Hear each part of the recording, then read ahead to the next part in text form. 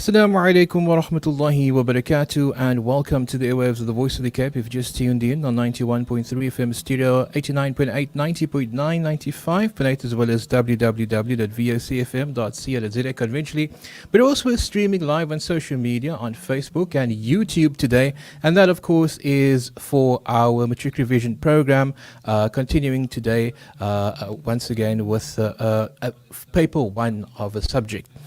Today we'll be focusing on Afrikaans, and for that reason, we'll be joined by a tutor by the name of Muslima Ismail.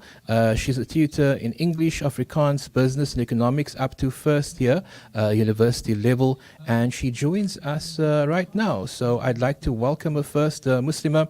Assalamu alaikum and welcome to the airwaves of Voice of the Cape. وعليكم السلام ورحمة الله وبركاته.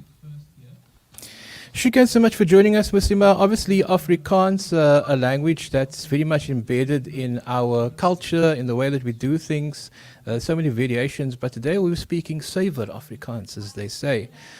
So without further delay, I'm going to be handing it over to you. Take it away. Bismillahir Rahmanir Rahim. Okay, so أعوذ بالله من الشيطان الرجيم. بسم الله الرحمن الرحيم. So to start off with Afrikaans, it can be a very daunting language for most people, and because of that, I also divided it up into three different papers.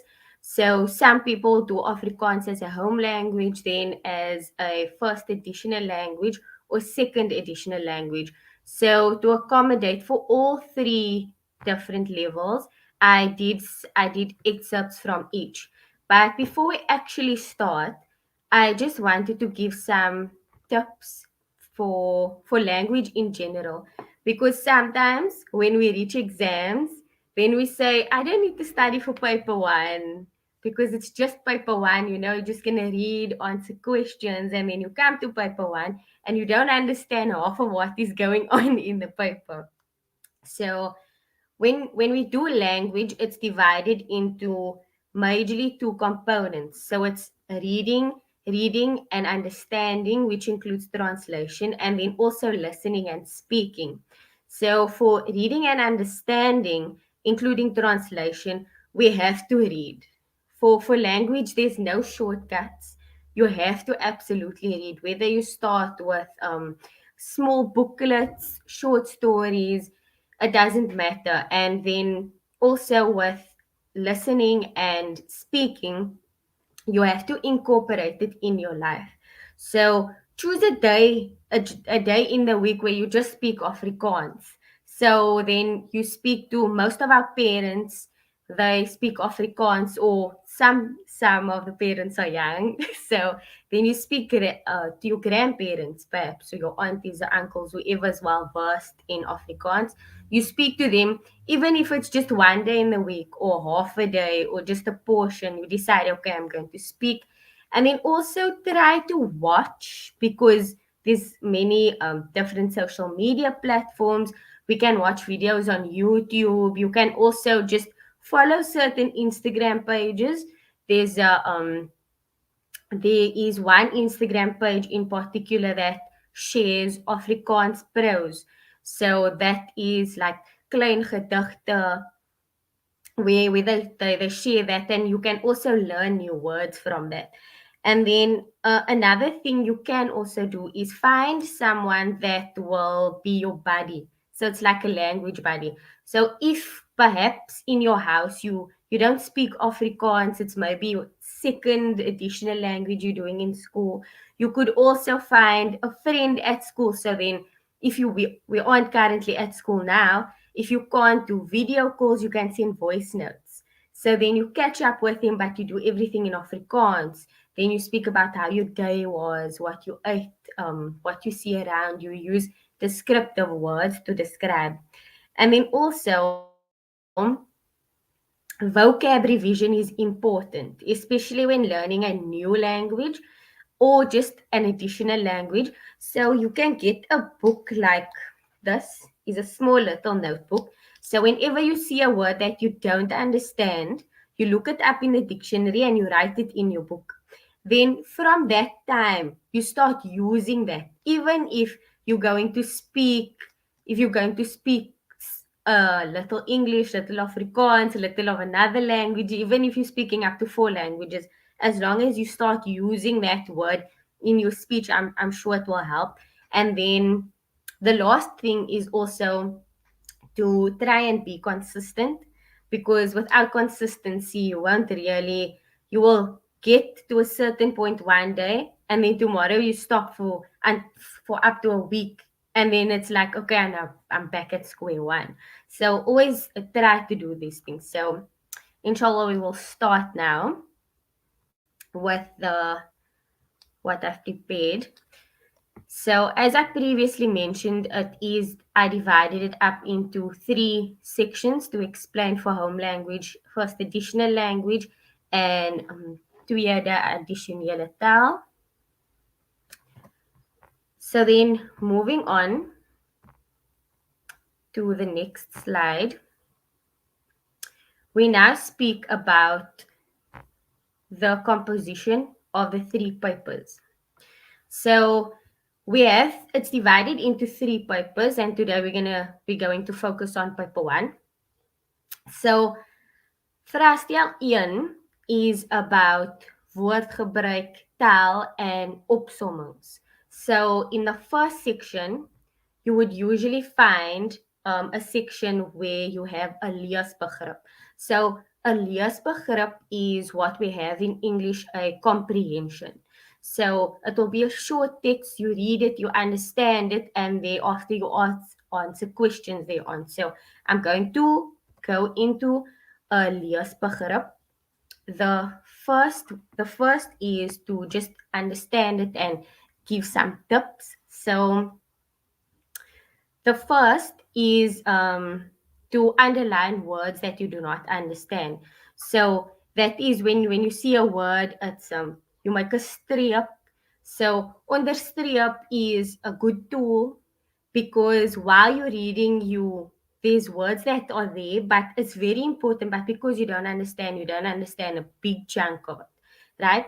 Then ondersoeking in woordeboeke is also extremely important, because when you're going to find a new word, you look it up in the dictionary, and then you're also going to find things that's called synonyme and antonyme. So a synonyme are words that have the same kind of meaning, and then antonyme is the teenoorgestelde. So that means it's the opposite of that, right? So as you go on, you learn a new word, you understand it, and then you also learn words that have the same meaning but maybe from a different angle. And then, as I also mentioned before, is gebruik nuwe woorde in sinne in. So in gesprek is in speech and conversations with your friends, with your parents, whether it's your learning language buddy, in the house also, and then kort joernaal inskrywings. So this is something that I tried before, and it helped.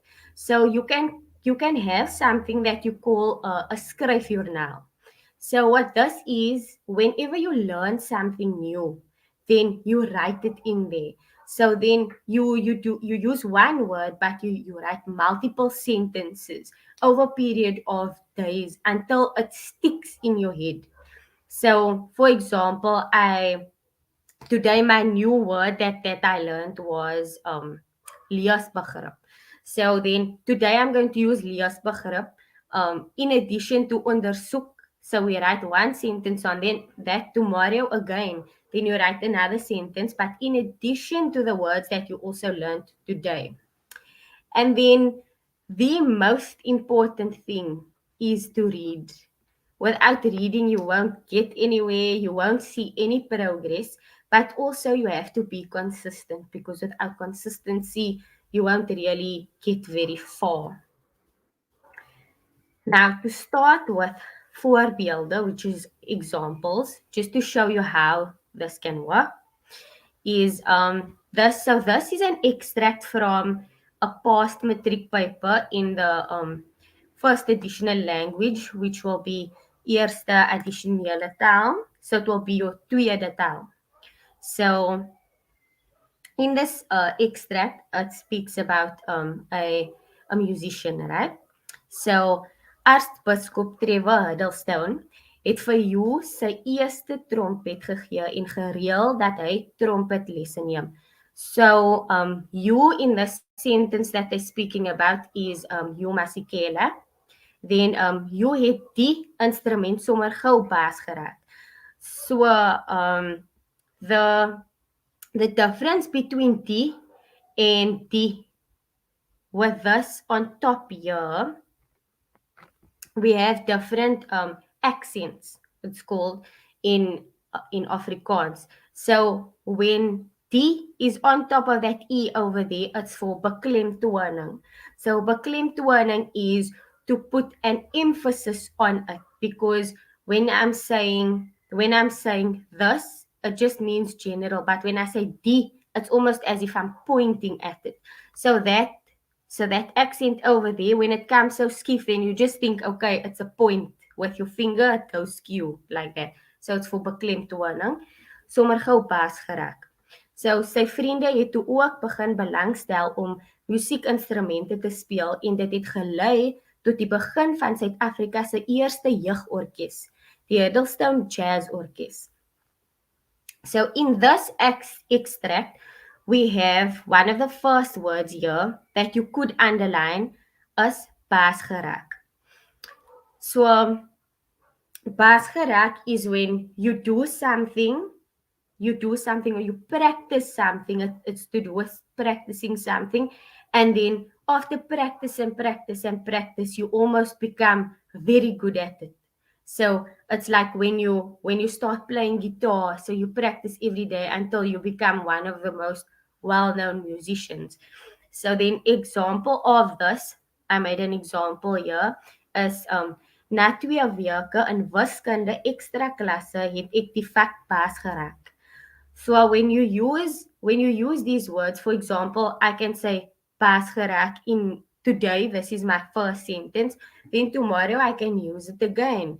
Then I can perhaps speak about anything else that happened during the day, and you just implement it. And then another word example is jeugorkes. So orkes is an orchestra. So it's a big amount of people that sit together and they play music instruments. And then, but jeugorkes in particular, refers to the youth, which is young people. So this is just an example of what you can do in order to, remember the words and also practice implement it. You can also use these words in your gesprek. So when you speak to your friends or when you speak to whoever, for example, you get a auntie in the road there, she comes up to you and she asks you, nou wat gebeur nou by daai huis of enige iets. And then, or she asks you directions, for example, you can use in one of these words, and then you can just say, then you can just use it, even if it's like a little bit, a bitchy offside. It's fine as long as you are using the words and you are learning. Then the second one, this in home language, it's a bit different. So home language has additional words to it, even in the questions. So I will speak about that later on, but this is just for examples. So this is also an extract from a past paper, home language past paper. So deesdae bepaal individue se handelsmerke hul sukses makliker as wat groot maatskappye se handelsmerke hul sukses bepaal. So this accent over here, as I previously mentioned, is also for beklemtoning, and when it goes to the side like that, just remember it's like pointing. It's as if you're pointing to something specific. So volgens die webtuiste werksoek.com, maatskappye kyk nie meer na toekomstige werknemers se curriculum vitae en verwysingsbriewe nie. en beoordeel hulle aansoekers nie slegs op grond van onderhouder nie. So what this means is that when they speak about beoordeel hulle aansoekers nie slegs op grond van onderhouder nie, it means that they going to not just look at your curriculum vitae en verwysingsbriewe anymore, because we have a society now that uses a lot of social media. So that is almost not enough, because when you go, then your boss will look, okay, what's your online presence? And then here they say your online teenwoordigheid tel baie punte. So your teenwoordigheid is your presence online, or how much you interact and what you share online. So met 'n sterk aanlyn en handelsmerk kan jy tot 500% meer mense bereik as wanneer maatskappye dieselfde inligting versprei meer in die webtuiste. So in home language, it's a bit different. They focus much more on you understanding the words. So individu is individuals, but the way that they use it there is in a more a complex manner. They use many synonyme in the leesbegrippe. So then that's just the slight comparison between the two. Then for second additional language, this is when, for example, you are not a student that speaks English at home. So then English will be your eerste addisionele taal, and then Afrikaans would be your tweede addisionele taal. So of derde addisionele taal. So in these leesbegrippe, they give you woordverklarings. So woordverklarings is translations where they tell you, okay, this word is a bietjie swaar, so they give you the translation so that you can understand it more, and it focuses more on understanding. So from each of these papers, from the more elementary level to going to first additional language and then home language, I would suggest that when going through the past papers, I will give like a sheet with different leesbegrippe that you can practice, and then first practice it and then look at the memo afterwards to see where you can improve. So I would suggest first go over second additional language because it's a bit easier. Then once you get the hang of that, then you go to first additional language, and then after that you go to huisstyle.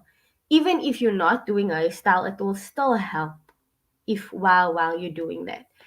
And then also, just as tips for leesbegrippe, all in all, is understanding the questions. So verstaaning van vrae is one of the things that make most people fail, because when you read the questions and you don't understand it completely, then you're not entirely sure what to answer, you're not entirely sure what to say. So for example, they will say sê ja of nee en motiveer jou antwoord. So for example, you say nee. But when you say nee and you want to motivate your answer, don't just say nee want is onwaar. That's kind of cheating the system. You always remember half of the answer is in the question. So use half of the question and then put it at the beginning of your antwoord, and then just complete the sentence. And then another thing that they also like to use in the section of paper 1 is impliseer. So geïmpliseer is the implications or effects of something. So in derde addisionele taal of second additional language, tweede addisionele taal, they will rather say effect instead of implicering. So when you just compare the two, start with the second additional language and then you go up. And then when by the time we get to our next lesson, you'll also be more confident, and then I wouldn't have to speak so much English also. And then the last thing that they also ask a lot is gee 'n antwoord in jou eie woorde. So the importance of this is to know synonieme. So when you do taalgebruik, when you look in the dictionary, a very good one is the HAAT. So when you use the HAAT, you also learn synonieme and antonieme. And for this is when you use your eie woorde, you're going to need the synonieme in order to answer that, but still have the same meaning. So just to recap, because this is only the first class, um, in addition to the leesbegrip in the first additional language and also the home language, they also give spotprente. So spotprente, that tests your analytical skills of reading into things, understanding pictures without much words in them. So with a leesbegrip, you can perhaps use words from there in your answers, but when you have spotprente, as as like you have to say what is happening there or what you understand from that picture, and there's only a very limited amount of words in there. So we will do spotprente and opsommings in the next lesson, inshallah. And then also we will focus on opsommings are very important as well. So I'm going to give much more tips on that and how to extract additional words and take out extra words from sentences and so on. So that was just to start off. And for this week, I will send definitely the short leesbegrip and also some spotprente. And then we can still go over it for next week or next time. And then also the opsommings and taalgebruik is a majority of what most people struggle with. So we will focus on that a lot next week, inshallah. Muslima, I want to say a big shukran for joining us today. I think this was a very valuable session, especially for those of us who have Afrikaans all around us, but we haven't absorbed it. We speak mainly English, so I think the Afrikaans language does become a challenge. And so yeah, we look forward to next week. If people would like to make contact with you, we've mentioned that you are a tutor in various subjects. Is there an email that they can reach you on? Yes, they can email me on Gmail. It is ismailmuslima@gmail.com, just my surname and then my name. All in lowercase letters. Okay, so that I is will send Ismail it as Muslima. well, just in case. No problem. So Yes, that's Ismail Muslima, all lowercase, with a H on the end of Muslima. yes. Okay, fantastic. So Ismail Muslima at gmail.com. You can get hold of Muslima Ismail. And as we mentioned right at the start of the program, that she is a tutor in English, Afrikaans, business and economics up to first year university level. Muslima, once again, shukran so much for joining us. And yeah, I think we look forward to next week as we continue educating and getting people ready for matric in a sense. All the best, and wassalamu alaikum wa rahmatullahi wa barakatuh. Well, Walaikum salam wa that's rahmatullahi wa barakatuh. Well, this video will be up on Facebook, so you can go and check it out on YouTube and as well as on Facebook, YouTube and Facebook as well. And of course, as we continue to have these sessions during the week, we'll post that up as well. So we live stream during the program and the after we share it. And it's always helpful to have the visuals. Our tutors usually present PowerPoint presentations, and you'll be able to see all of that on Facebook, so I would advise you to go and actually check it out on Facebook as well. We've got a comment here from Zaida Adams who says, very, very well done. Shukran so much. And she's got two hands clapping there. So shukran to you, Muslima Ismail. Well, from myself, Muhammad Fasih Peterson, till I speak again, inshallah, I bid you assalamu alaikum wa rahmatullahi wa barakatuh. And a big shukran to Auntie Abida.